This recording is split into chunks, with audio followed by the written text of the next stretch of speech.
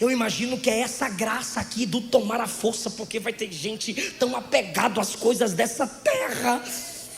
Vai ter gente que vai estar se apegando tanto às coisas materiais, que em graça Jesus vai dizer: vem logo! Eu não te perco para esse mundo, eu não te perco para Satanás, eu te arranco com força. Queridos, paz do Senhor Jesus. Os que podem, abra sua Bíblia. Você que pode, abra sua Bíblia. Primeira carta de Paulo aos Tessalonicenses.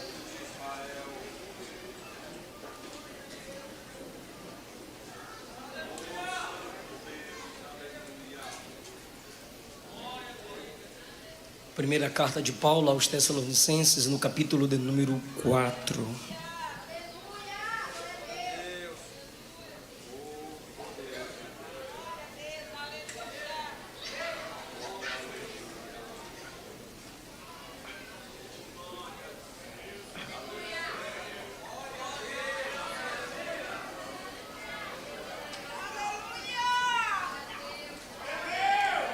Primeira carta de Paulo aos Tessalonicenses, no capítulo 4.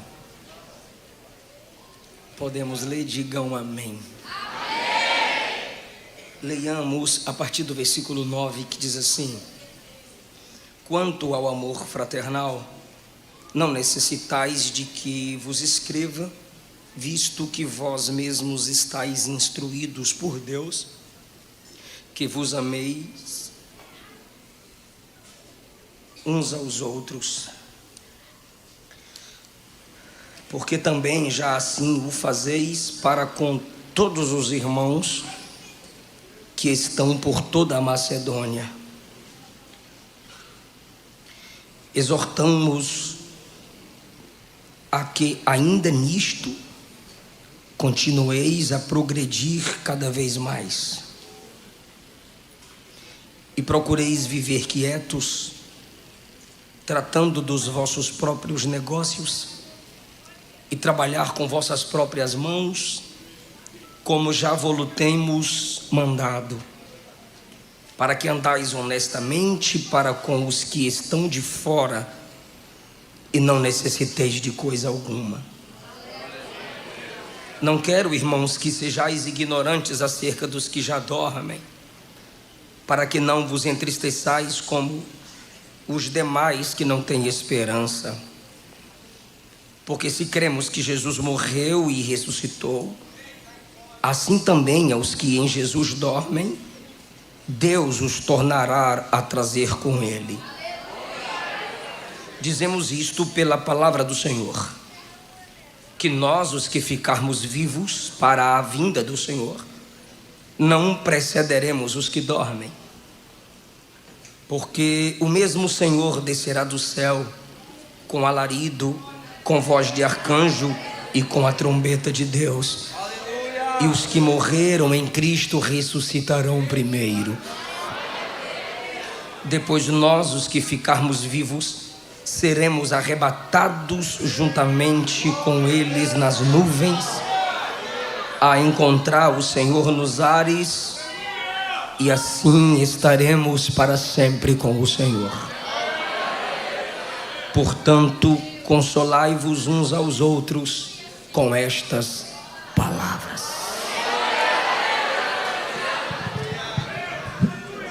Tomai o vosso assento, por favor.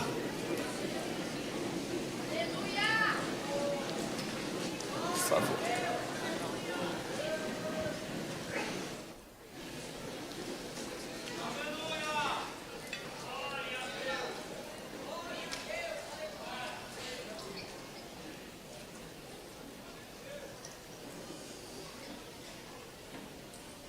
Eu quero expressar a minha alegria por estar com vocês, para juntos cultuarmos o precioso nome de Jesus. Pastor Washington Gomes, pastora G. Gomes, meu muito obrigado pelo carinho, pela recepção, pela oportunidade que me é dada.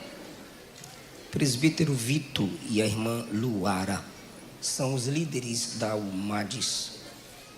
o presbítero Davi e a irmã Gilvana, vice-líderes. Minha gratidão a Deus pela vossa vida.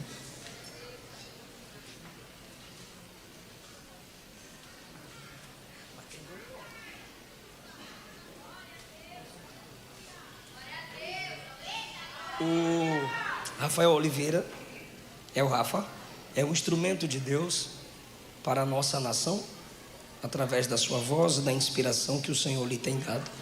Meu desejo é que o Espírito Santo continue prosperando o seu ministério, te guardando com muita graça e autoridade. Gente, como vocês são cheios de Deus, animados e avivados pelo Espírito. Meu desejo é que o Espírito Santo os preserve e os faça crescer cada vez mais. No capítulo 4 da carta de Paulo aos Tessalonicenses, principalmente na primeira, Paulo está enfrentando dois problemas. E como um pastor, ele se dedicará a resolver tais problemas através da instrução bíblica. Inspirado pelo Espírito, ele quer capacitar a igreja a ter paz concernente a duas preocupações que afligiam os crentes naquela igreja local em Tessalônica. A primeira preocupação dos santos naquela igreja era a preocupação com os mortos. Para onde eles foram? Onde estão os nossos irmãos em Cristo? Acabou-se?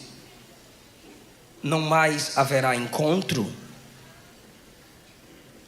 Os crentes estavam percebendo que os mais velhos estavam partindo para a glória, ou por alguma enfermidade, outros morriam, ou também por perseguição.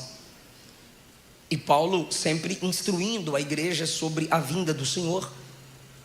Eles focam nas glórias da vinda do Senhor e se preocupam com o próximo. O que há de ser daqueles que já passaram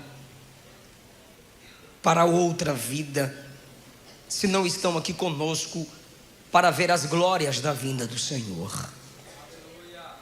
A segunda preocupação é: tu falas que ele vem, mas nós não sabemos quando ele vem, logo não sabemos se estaremos vivos quando ele vier.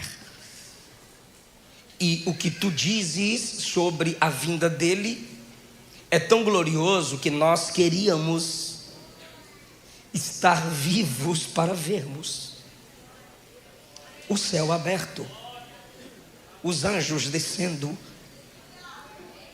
em glória e nos encontrarmos. Queremos, Paulo, estar vivos quando essa promessa gloriosa se cumprir. Então eles não tinham segurança a respeito dos que já haviam morrido, perguntando se eles participariam da glória do Senhor e se eles estariam vivos na vinda do Senhor Jesus em glória para arrebatar os seus.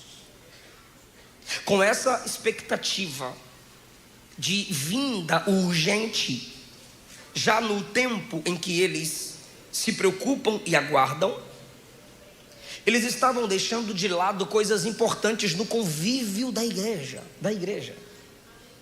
abandonando aquilo que é princípio de vida para focar num sentido escatológico da vida.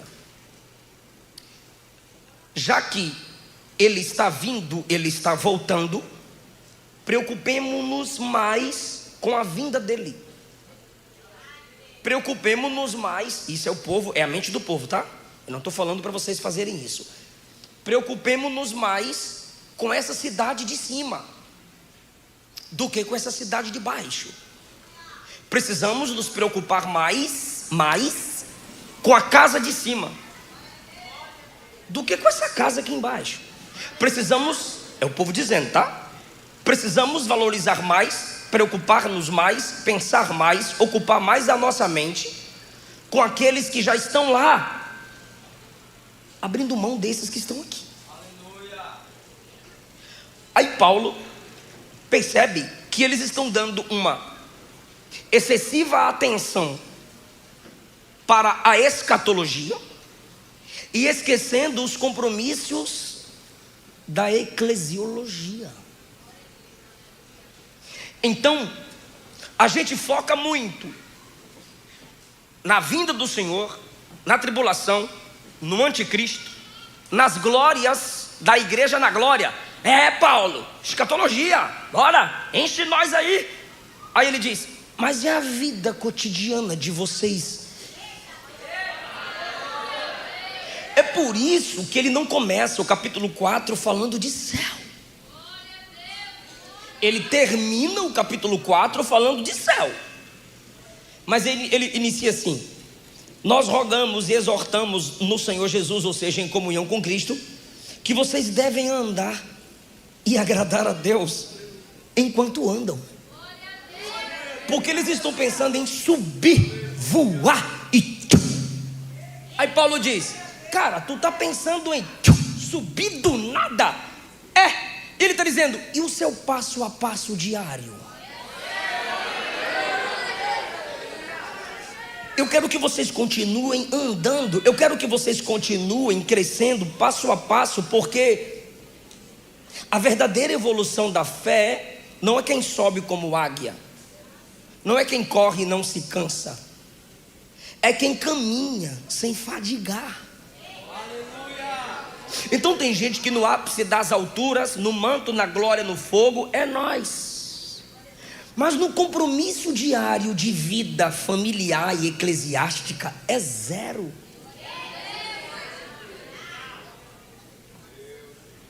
A glória está descendo, todo mundo está cantando, o fogo está pregando, o fogo está pegando, o pregador está ministrando. Ô glória, é nós, estou dentro, eu quero ser, quero arrepiar.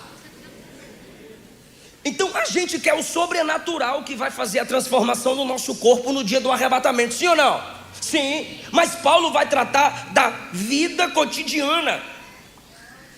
Se nós vamos falar sobre escatologia, é claro que você vai pensar no céu. Mas quando você sair daqui, como você vai tratar quem mora contigo na terra?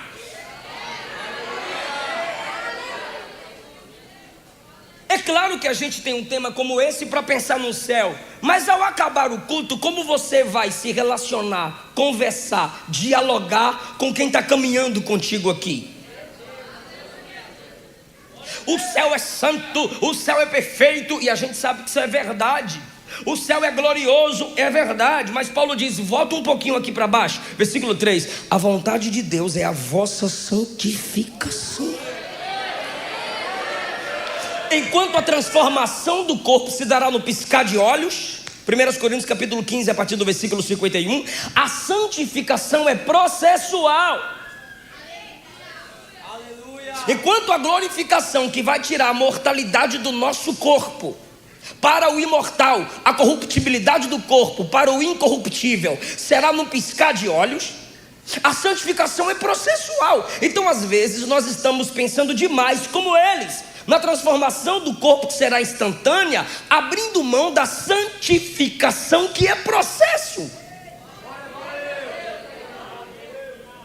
Então, antes de debater sobre qual idioma falará, e à luz da Bíblia, as nações falarão seus próprios idiomas.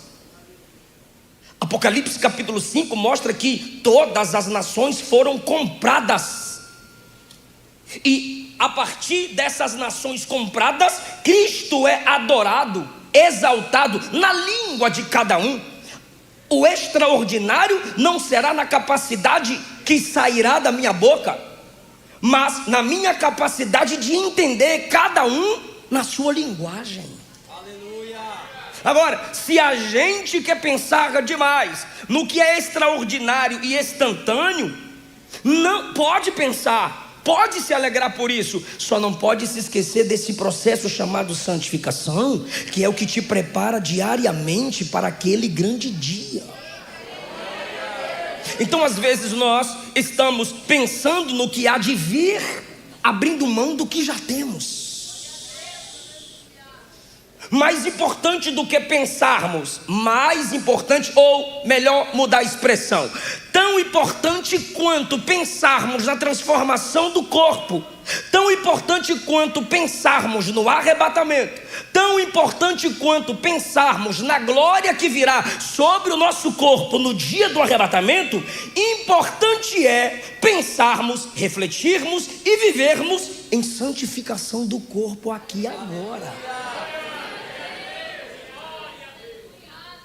Versículo 3: a vontade de Deus é a vossa santificação, que vos abstenhais da prostituição, porneia, imoralidade sexual, sexo fora do casamento extraconjugal. A imoralidade sexual ligada à prostituição tem 3 significados: sem lei, sem luz, sem bênção. É um relacionamento ilegal, sem lei. É um relacionamento que tem que ser feito às escondidas. Papai não pode saber, mamãe não pode saber, titi não pode saber, pastor não pode saber, o líder, Deus me livre e guarde. Sem luz e sem bênção. Não tem a autoridade, nem, não tem a bênção nem da família, nem a bênção de Deus. Isso é o que? Prostituição. É você recebendo na cama quem não te recebeu no altar. É você tratando o seu corpo como produto de liquidação. Todo mundo pega, mas ninguém leva. E esse tipo de gente ainda vai para o TikTok, ainda me xinga, porteiro do céu, porque eu só sou prostituto ou prostituta quando eu tenho relacionamento com vários. Mas se eu tenho relação sexual com minha namorada apenas, ou com meu namorado apenas, eu não sou prostituto, porque prostituta é aquela que fica lá rodando a bolsinha. Não, tu é prostituta também, só que você é de graça.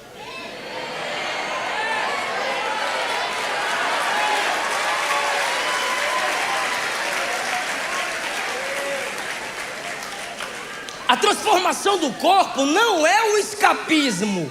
A transformação do corpo é a glorificação para quem viveu em santificação desse corpo. Está aqui, ó, versículo 3.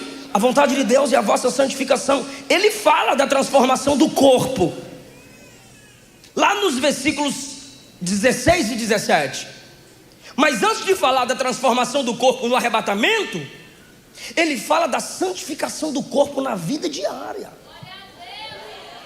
E a masturbação, que é o pecado vindo através da pornografia. Jesus disse: aquele que olha para uma mulher que não é sua e a deseja no seu coração, cometeu porneia, imoralidade sexual. E esse tipo de vício faz com que você controle o tipo de mulher que você se agradará em sua mente. Porque pela pornografia, enquanto ninguém vê, sem luz, sem bênção, sem lei, eu escolho o tipo de mulher que eu quero. Ruiva, loira, morena. Porque é aqui. E todo pecado nasce aqui. Mas pastor, como que você pode afirmar que essa prática é pecado? A não ser que você exercite essa prática pensando no alface.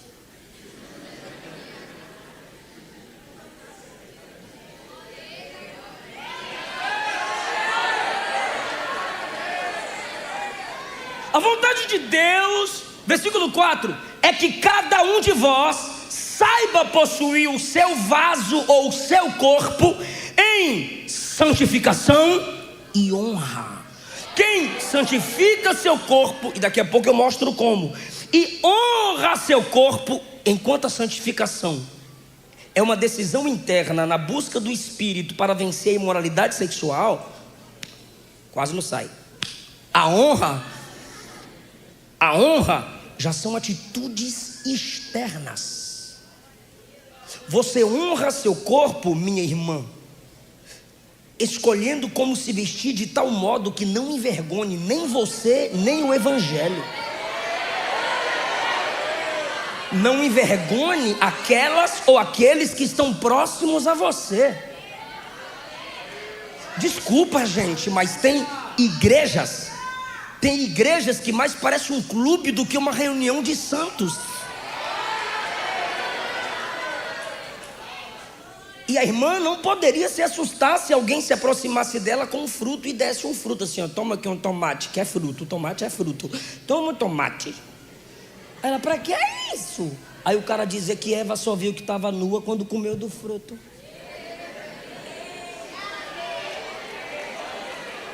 Por quê? Porque a honra do corpo está na beleza das vestes que dignificam a serva de Deus. Você pode andar na moda sem ser vulgar. Mantenha seu corpo em honra. E é claro que a gente abre um leque para a honra do corpo. Cada um de vós, mas o contexto aqui é santificação. Saiba, aprenda a possuir. Ele não quer que você seja ignorante no versículo 13, apenas sobre arrebatamento. Paulo, inspirado pelo Espírito, não quer que você seja ignorante acerca da santificação corporal. Olha o que ele diz, que cada um de vós saiba. Então no versículo 13, a partir do 13, ele quer que você saiba que os mortos em Cristo ressuscitarão. Mas no versículo de número 4, ele quer que você saiba que seu corpo tem que ser evidenciado em santidade, apresentado em santidade. Deus fez o corpo humano. O pecado corrompeu o corpo humano. Jesus encarnou, veio num corpo humano. E o Espírito Santo vem e enche esse crente que tem um corpo humano e santifica quem tem um corpo. E no arrebatamento ele vai transformar o corpo. Então a gente veio do Gênesis até Tessalonicenses, uma mini teologia do corpo. O pai fez o corpo, o filho compra o corpo, vindo no corpo derrama o sangue para salvar esses que têm seu corpo. O Espírito Santo vem, nos enche em nosso corpo, santifica-nos pela sua graça esse corpo, e no dia do arrebatamento ele transforma o nosso corpo. Olha o versículo 5. Você precisa cuidar do seu corpo e mantê-lo em santificação e honra, não na paixão de concupiscência. Sabe o que é concupiscência? É desejos descontrolados. Você não é bicho. Além de ser humano, você é cheia do Espírito Santo. Você é cheio do Espírito Santo. Os desejos vêm e você submete-os à cruz de Cristo. O Espírito te leva ao domínio próprio até o dia da transformação desse corpo. É você lutando contra seus impulsos, é você lutando contra seus desejos. Sofra eu, mas não sofra Cristo.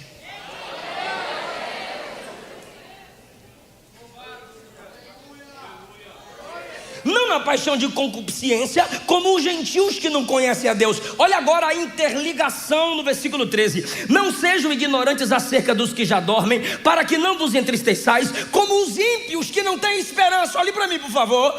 Não se preocupem com os corpos dos mortos em Cristo, como os ímpios se preocupam com seus mortos. Aí ele diz no versículo de número 5: não leve seu corpo na paixão da concupiscência, no fogo descontrolado, como aqueles que não conhecem a Deus. Você não tem que se preocupar com os mortos como quem não conhece a Deus se preocupa. E você não pode levar o seu corpo, viver em seu corpo, como os ímpios também vivem. Por isso que eu disse a vocês na introdução da palavra, vocês estão preocupados demais com a escatologia, é o que Paulo está dizendo para a igreja, e estão se preocupando de menos com a vida de santidade diária. Versículo 6 é estarrecedor para quem vive na prática do pecado sexual. O versículo 6 diz: ninguém oprima ou engane o seu irmão nesse negócio, porque o Senhor é vingador de quem faz isso. Se você acha que é bobagem se guardar para o casamento, se você acha que é coisa de crente velho se preservar na virgindade, se você acha que é bobagem de papai e de mamãe a santidade no namoro, se você fica brincando com o sentimento de um e de outro, se você dá brechas através de beijos prolongados, alisamentos de corpos não permitidos no limite do seu relacionamento, você está defraudando alguém. Versículo 6. Você está incitando alguém a fazer com você aquilo que vocês não podem, não devem. E a palavra não é você lutar contra o outro para manter a sua santidade, é você lutar contra si mesmo, contra si mesma, para manter a santidade do outro.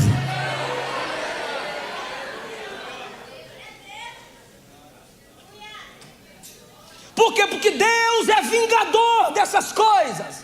Não é o pai da moça que vai lidar com quem brinca com o sentimento dela. Não é a família dele que vai lidar com quem brinca com o sentimento dele. Deus é vingador com quem brinca com os sentimentos alheios. Com quem quer levar uma vida de irresponsabilidade sexual.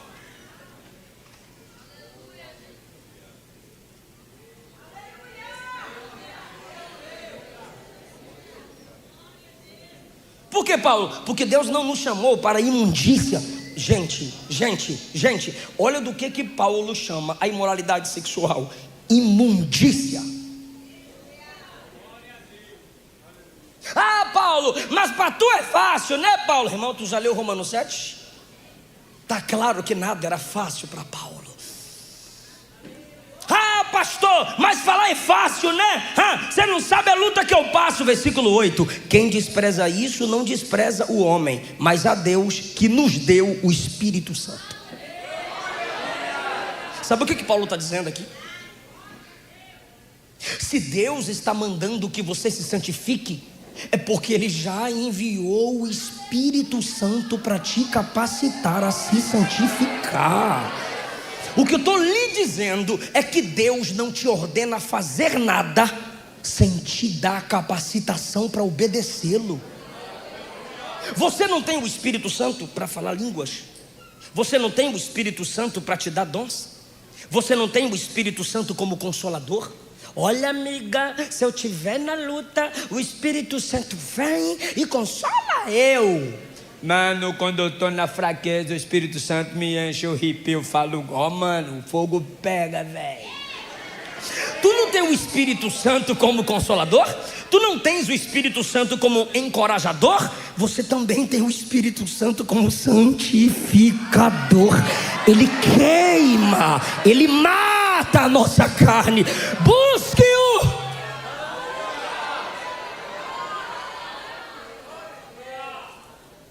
Olha, quem manda vocês botar tema de céu? Quem está entendendo essa palavra? Então fala comigo. A transformação do corpo. Ficou feio, galerinha, vocês é crente. A transformação do corpo. É futuro. A santificação do corpo é presente. A transformação do corpo é pelo poder de Deus. A santificação do corpo é pela minha busca, renúncia, jejum, oração, palavra.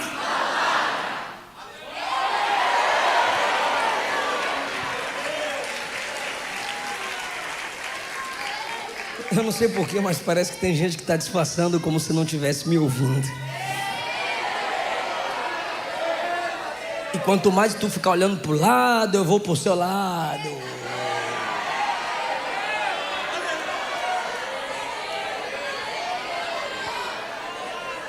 Deus só disciplina o filho que Ele ama. O diabo não vai te derrubar, e se te derrubou não vai te manter no chão. O Espírito Santo te levanta, te santifica. se ergue. Aleluia. Quanto ao amor fraternal, não necessitais de que vos escreva, pois vocês já estão instruídos. Versículo 13: eu não quero que vocês sejam ignorantes acerca dos que já morreram. Eu não quero que vocês sejam ignorantes acerca dos que já morreram, foram sepultados. Mas no versículo 9 ele diz: vocês não são ignorantes a respeito do amor. Paulo, como é que eu vou saber se eu vou encontrar meus irmãos? Paulo, eu quero ter comunhão com os santos aí em cima. Aí Paulo diz: tudo bem, você pode desejar ter comunhão com os santos lá em cima, mas por que você também não se esforça para ter comunhão com os santos aqui embaixo? Quanto ao amor fraternal, não necessitais de que vos escreva, visto que vocês já estão instruídos e que deveis amar uns aos outros. A gente pensa que a gente está fazendo demais quando a gente guarda, ou canta, ou prega, ou pratica esse versículo aqui, ó. Olha, tu sabe de Bíblia, quer ver que tu sabe de Bíblia? Ó, a gente tem que amar o próximo como...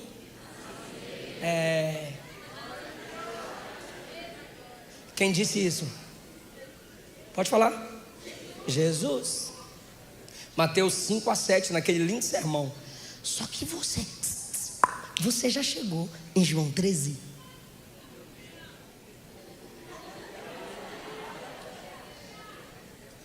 Ele evolui.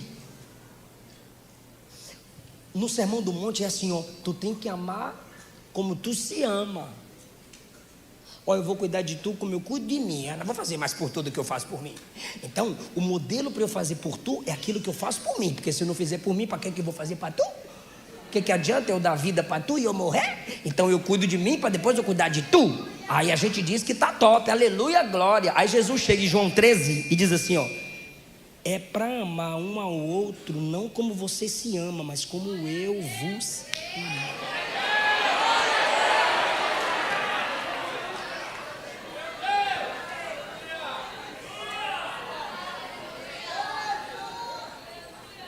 Então não adianta você dizer que vai virar desigrejado porque não suporta mais os crentes da sua igreja. Até porque você também é insuportável e a igreja está te suportando. A igreja está te amando. A igreja está cuidando de você. Você tem práticas insuportáveis e você sabe disso. Você sabe. Então para de ficar na igreja só falando dos defeitos dela. Se você está aqui só para falar dos problemas dos outros, você é o pior problema em nosso meio. Vaza que a igreja fica melhor sem você.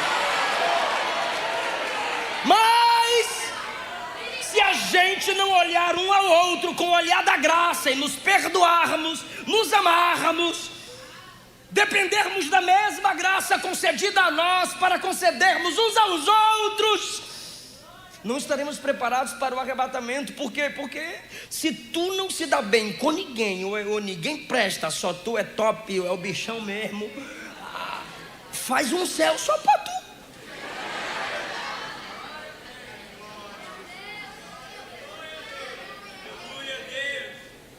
Vocês, igreja de Tessalônica, já faz isso com todos os santos em toda a Macedônia.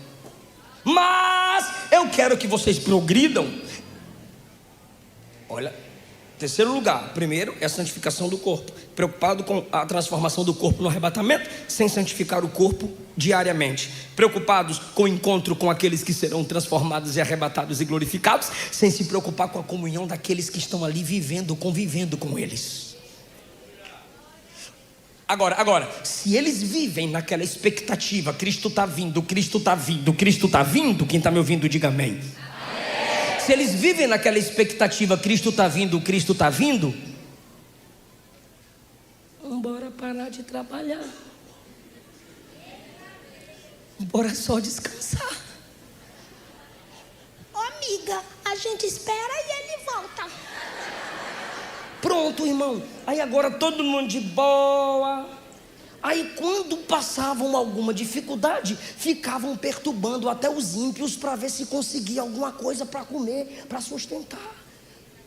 Por quê? Estou na dependência. E era preguiça. Mas estavam disfarçando a preguiça como desejo de que Jesus voltasse logo. E eu tenho percebido nas redes sociais um tipo de escapismo covarde escatológico. Sabe o que é? Qualquer problema que acontece no mundo, ao invés da gente escrever assim, ó, me usa Jesus, me enche para mudar essa realidade, sabe o que a gente escreve como escapismo? Volta logo Jesus.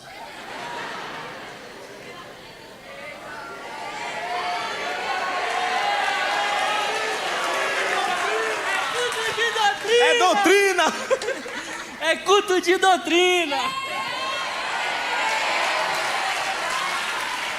Não é para escrever volta logo Jesus para você sair do problema. Ele disse: eu edificarei minha igreja e as portas do inferno não prevalecerão contra ela. Porta não é instrumento de ataque, porta é instrumento de defesa. Então não é o inferno que vem de lá para cá, é a igreja que vai daqui para lá, arrebenta com as portas do inferno e prega o evangelho.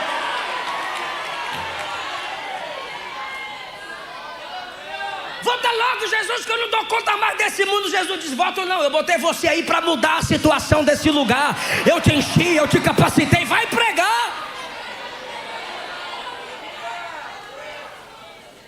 Culto de doutrina.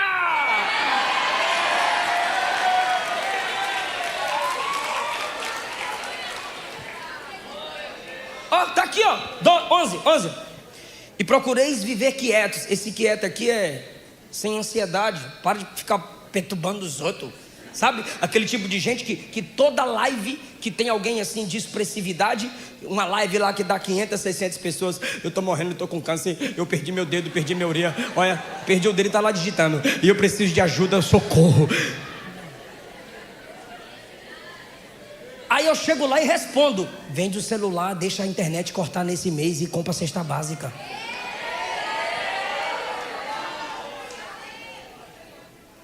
Procureis viver quietos e tratar dos vossos próprios negócios. Ele está dizendo: vai fazer alguma coisa? Irmão, aos cansados, o que Jesus disse? Vinde a mim. E aos preguiçosos, o que Provérbios diz? Vá atrás da formiga. Nem Jesus quer preguiçoso, ele quer cansado, irmão. Preguiçoso vai ter com a formiga para aprender.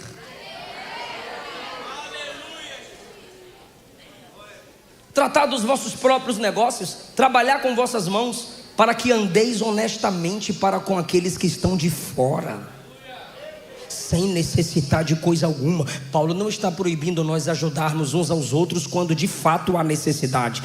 Paulo está evitando o abuso que muitos aproveitam.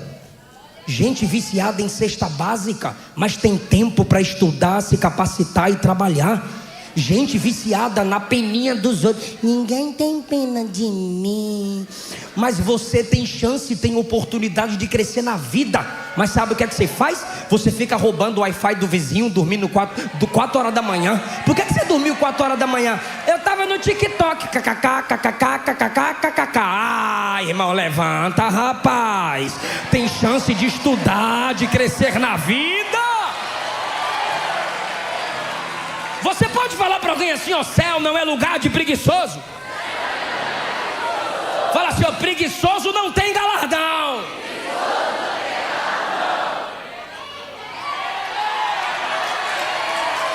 E se a menina apaixonar por um cara preguiçoso, é porque ela é preguiçosa.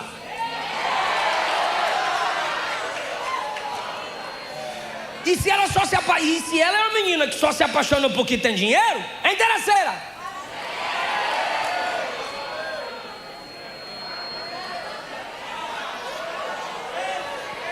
E se você não estuda, burra é a menina que vai gostar de tu. E se você não trabalha, coitada da menina que vai deixar a casa dos pais para se unir a tu, preguiçoso. Ai, pastor, eu tô atrás de uma Rebeca. Mas tu não é Isaac, irmão, tu é igual Sansão.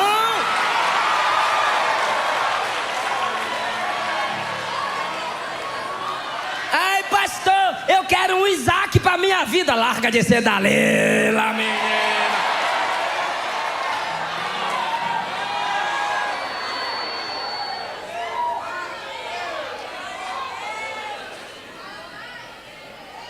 Aí fica perturbando os outros. Faz o Pix aí, mano.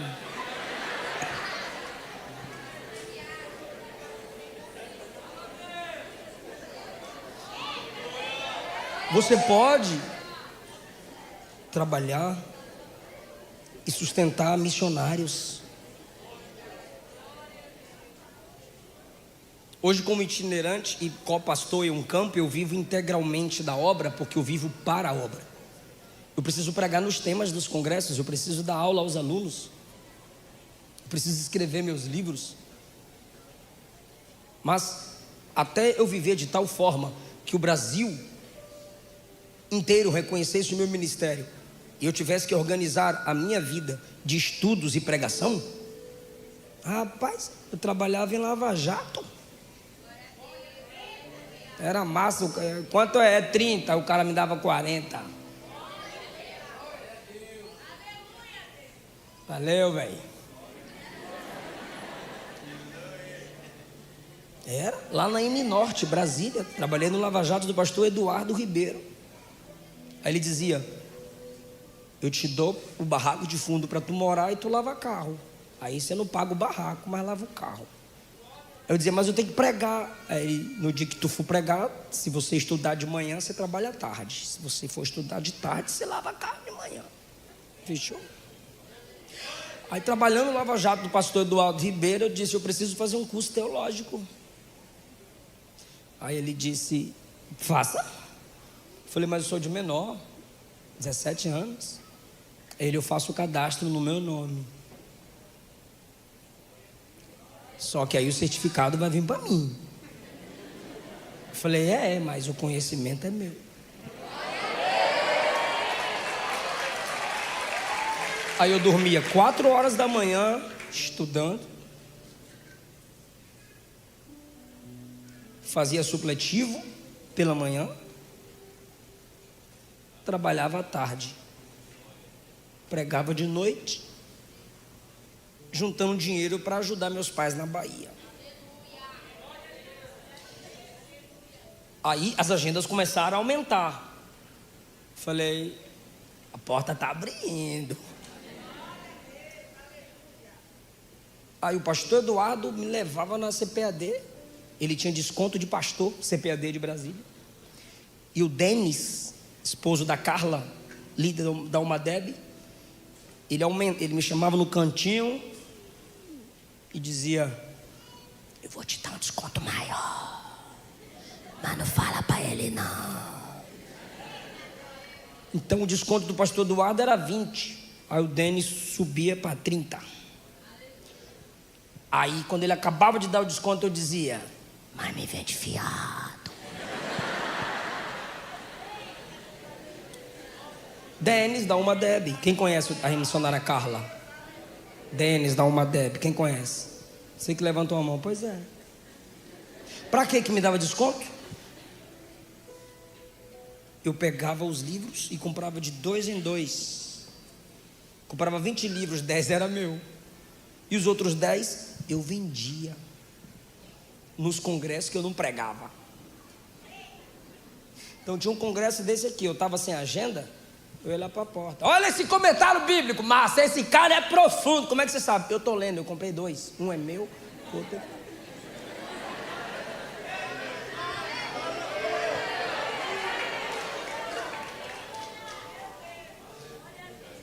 Você precisa se esforçar para andar honestamente para com quem está de fora.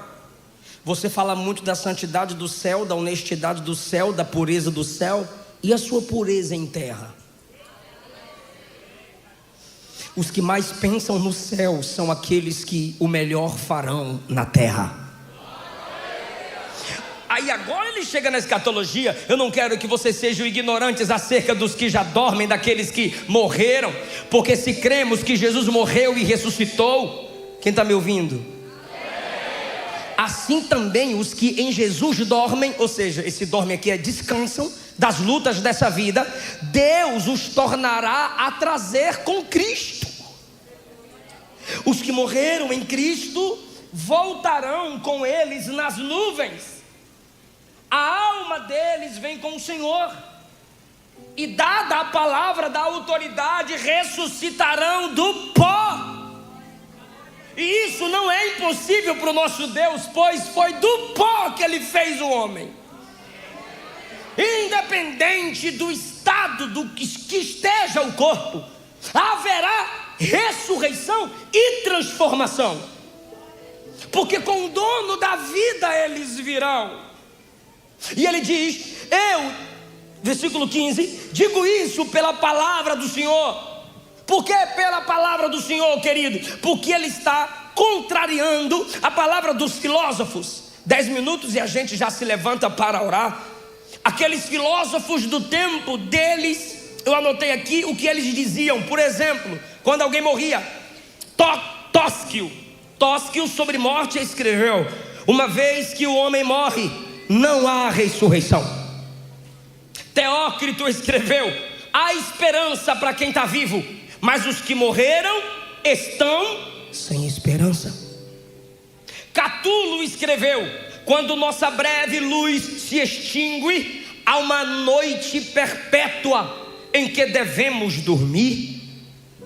Em suas tumbas eles gravavam as seguintes palavras: eu não era, cheguei a ser, não sou, não me importa. Eu não era antes de nascer, cheguei a ser, nasci. Não sou, ou seja, morri, e agora? Não importa. Aí Paulo diz: não foquem nessas palavras, não guardem isso, guardem o que eu escrevo. Versículo 15: dizemos isso pela palavra do Senhor. Qual palavra, Paulo? Nós, os que ficarmos vivos para a vinda do Senhor, não vamos subir antes daqueles que morreram.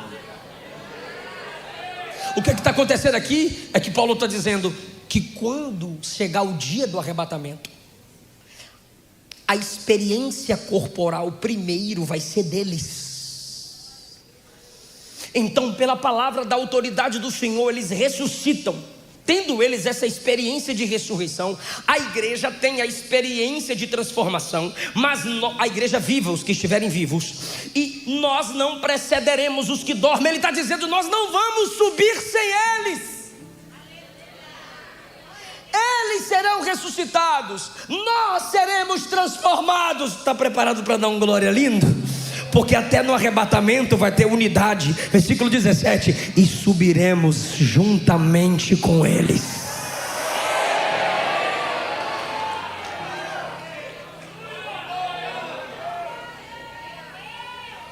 Como isso vai acontecer, Paulo? 16: o mesmo Senhor descerá do céu com alarido.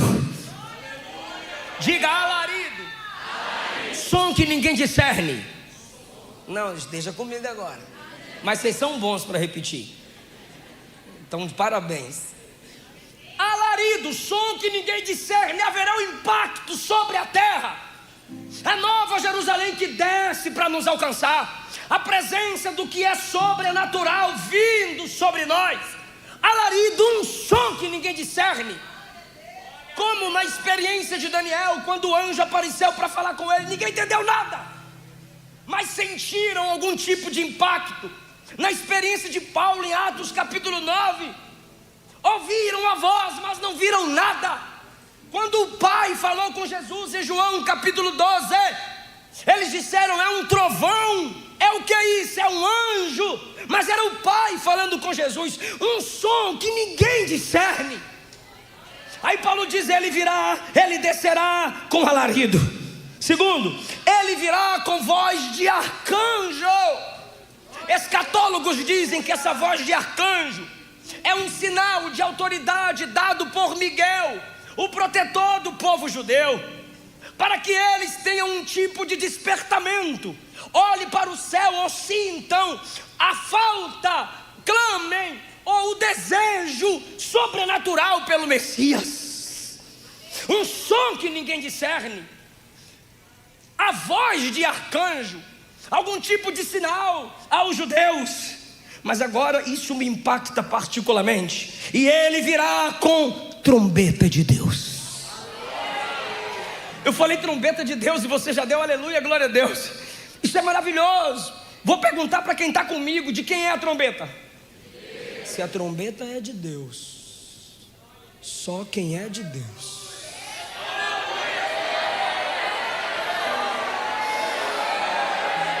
Aleluia, aleluia, aleluia, aleluia. O mundo vai estar ouvindo todos os tipos de sons, mas a igreja vai dizer: eu estou ouvindo um som diferente. E com trombeta de Deus, com um som que vem do céu, do próprio Deus, e vai suplantar todos os tipos de sons que há na terra. E no abrir e fechar de olhos, o corpo é transformado. E agora Paulo diz assim no 17: e seremos arrebatados. Eu vou encerrar no arrebatado para a gente chegar lá.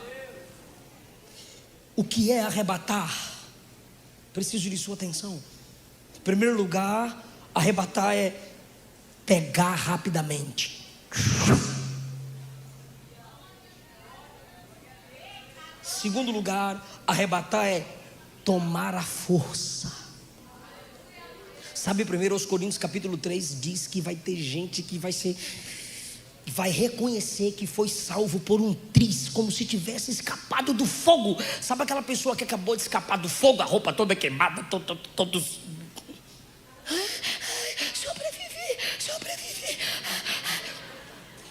Eu imagino que é essa graça aqui do tomar a força, porque vai ter gente tão apegado às coisas dessa terra. Vai ter gente que vai estar se apegando tanto às coisas materiais, que em graça Jesus vai dizer: vem logo! Eu não te perco para esse mundo, eu não te perco para Satanás, eu te arranco com força. Tomar a força, sem que nem a força da gravidade, nem a força demoníaca, nem a sua fraqueza momentânea te segure ali. Ah, essa é chique. Arrebatar, fala vocês que eu gostei. Meu Deus, eu falei glória a Deus, falei arrebatar. Só vocês, arrebatar. Levar para outro lugar. Paulo disse, segundo aos Coríntios 12, que ele foi ao terceiro céu. Jesus disse ao ladrão em Lucas 23:43: estarás comigo no paraíso. Filipenses 3:20: a nossa cidade está nos céus. Levar para outro lugar. Por quê? Porque se fosseis do mundo, o mundo amaria o que era seu. Mas como não sois do mundo, o sistema mundano vos odeia, porque vocês têm as características do céu.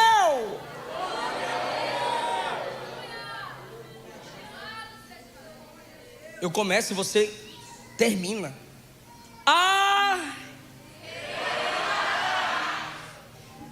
Significa tomar para si.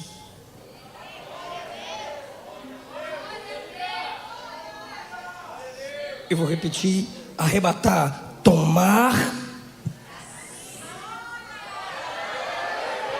Então é mais do que levar para outro lugar.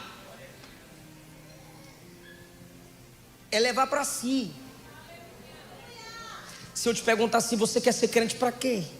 Aí se você me disser assim, vai para o céu, eu vou dizer, vá para o inferno.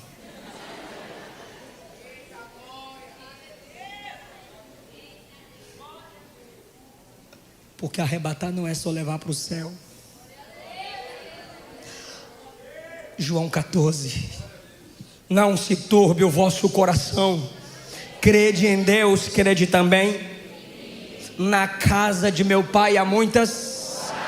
Se não fosse assim, eu vos teria dito, mas eu irei e vos prepararei, e virei outra vez para vos. Fala buscar. E virei outra vez para vos. Agora. E vos levarei para.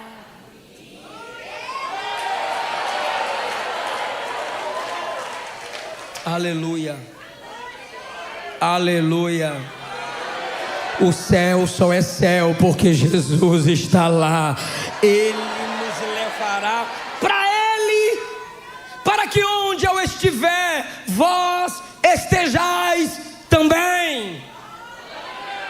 Tem tempo que eu preguei para um povo tão animado e cansado, e eu tô viajando desde 2 horas da manhã e cheguei aqui quase que hora, não sei, esqueci, 5, 4, 5, quase 5, desde as 2 da manhã, cheguei aqui 5.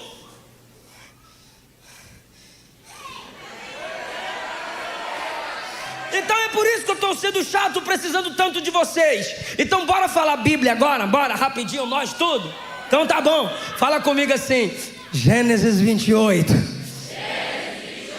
Não, calma, porque eu vou querer que você aumente a voz depois. Diga, técnica de pregação. Fala assim, ó, Gênesis 28. O céu se abriu para Jacó. Ezequiel 1, pode filmar que tá lindo, vai. Ezequiel 1. Bagunçou tudo, Ezequiel 1. O céu se abriu para Ezequiel. Isaías 6. O céu se abriu para Isaías. Mateus 3. O céu se abriu para Jesus. Atos 7. O céu se abriu para Estevão. Apocalipse 4. O céu se abriu para João. Mas no arrebatamento, o céu vai se abrir para mim. Quem vai subir? Quem quer ouvir o som maravilhoso da vida do Senhor? Fique em pé adorando a Jesus.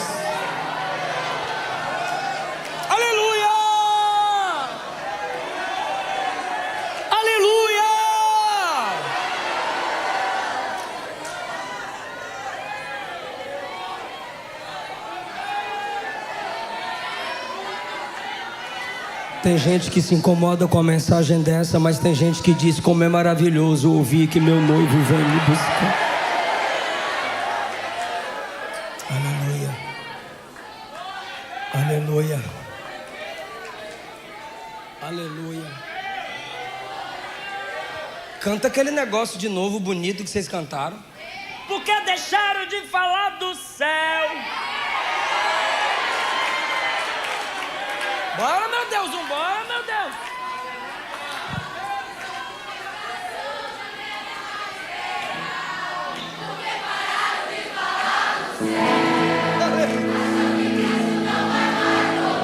Coisa linda.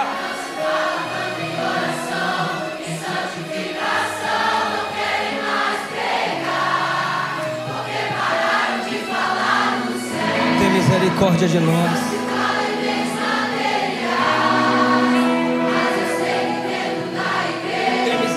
De nós.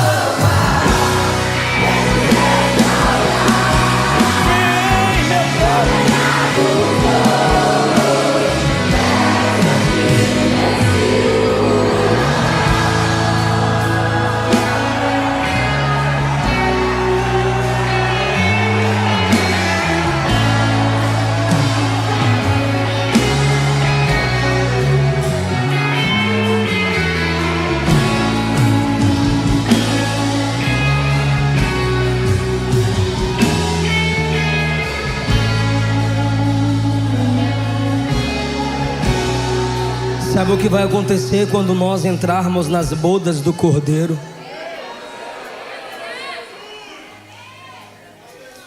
Paulo disse que ele será admirado nos seus santos.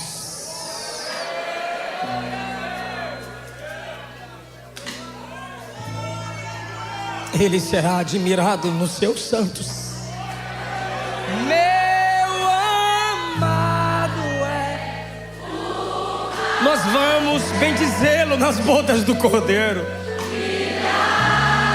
Como ele é lindo, perfeito, maravilhoso.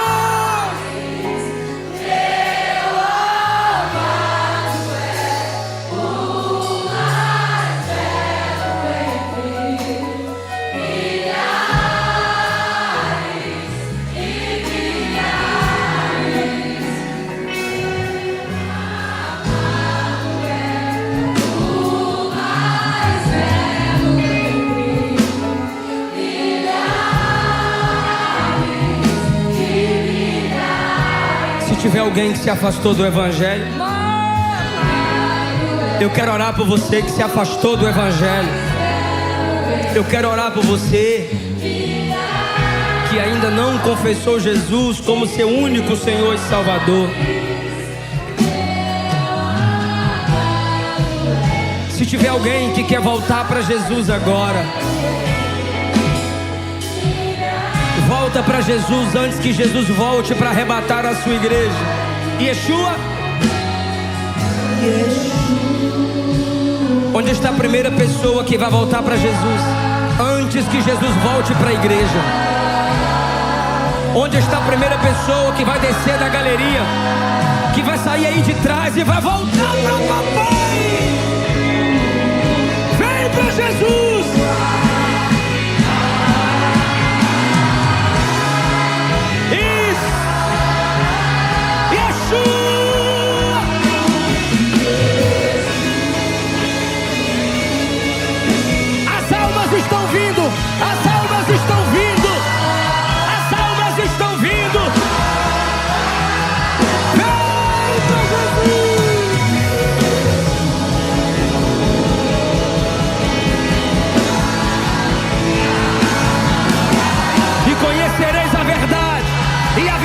Vos libertará. Se pois o Filho vos libertar, verdadeiramente sereis livres. Quem nega o Filho não tem o Pai, mas quem confessa o Filho, esse tem o Pai. Se creres com o coração e confessares com a boca que o Cristo ressuscitado dentre os mortos é o Senhor, serás salvo. Vem para Jesus, vem para Jesus, vem para Jesus, vem.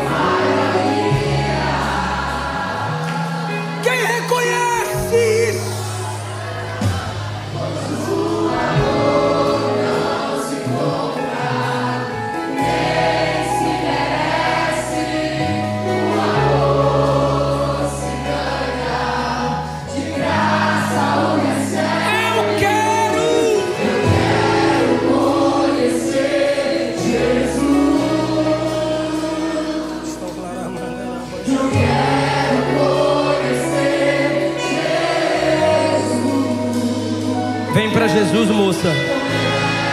Vem para Jesus, rapaz. Vem para Jesus, casal. Vem, vovó. Vem, titio. Vem, tia. Vem, primo. Vem, mano. Vem, mana. Vem para Jesus.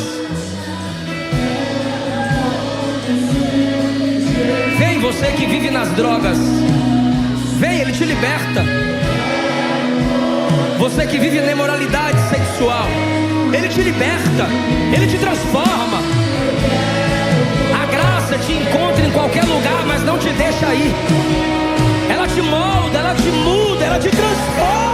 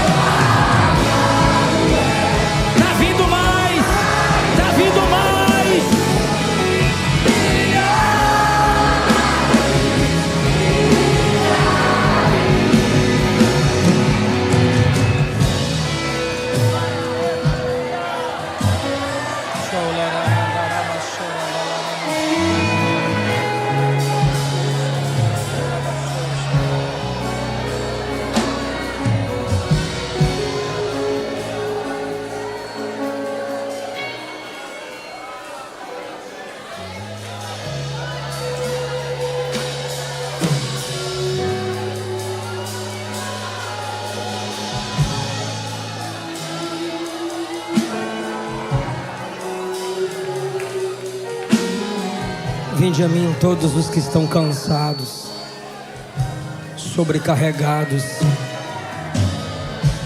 eu vou te aliviar.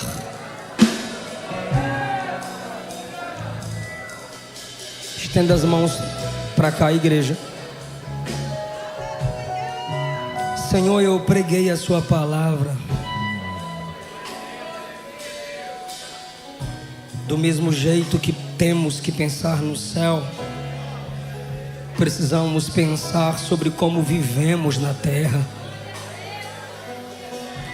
Fraquezas todos nós temos, mas o poder aperfeiçoador é teu. Só o Senhor toca onde não tocamos. Só o Senhor entra onde não entramos. Só o Senhor faz o que não fazemos.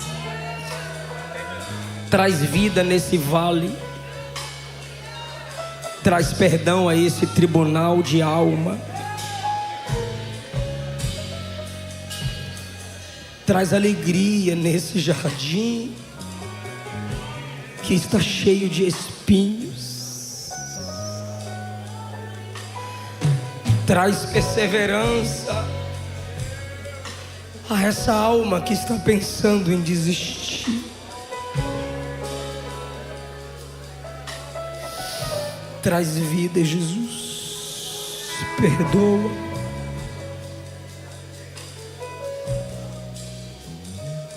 Não adianta